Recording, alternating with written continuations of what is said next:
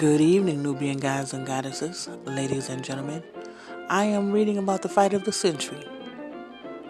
This is the boxing rematch in 1938, which was between Joe Louis and Max Schmeling.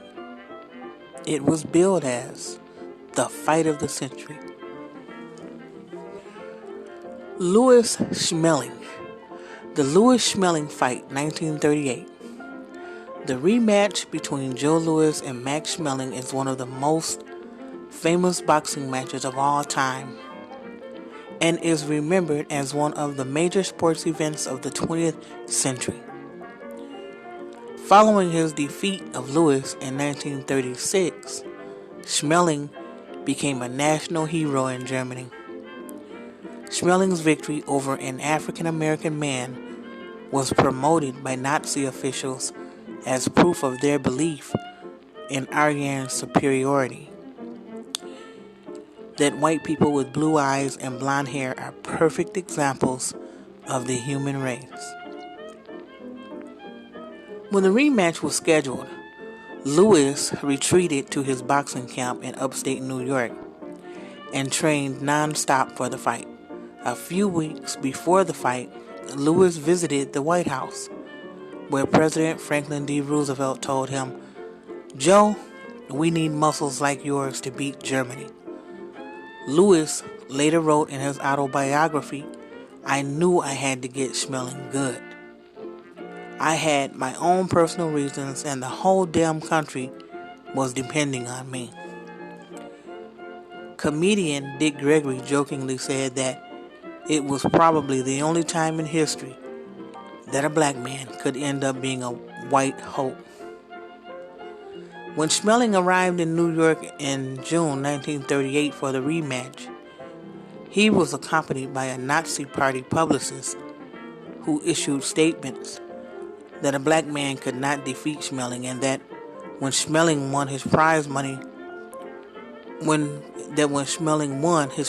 would be used to build tanks in Germany.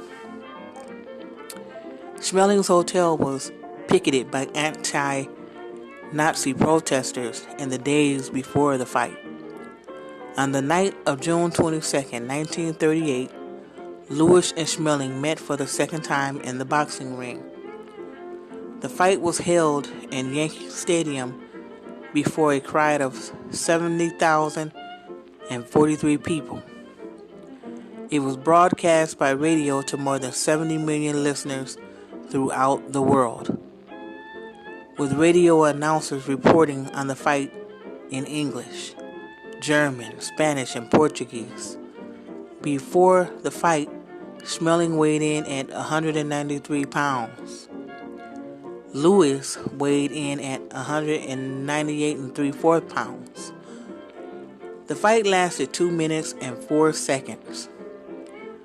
Louis battered Schmeling with a series of swift attacks, forcing Schmeling against the ropes and giving him a paralyzing body blow. Schmeling later claimed it was an illegal kidney punch. Schmeling was knocked down 3 times and only managed to throw 2 punches in the entire bout. What?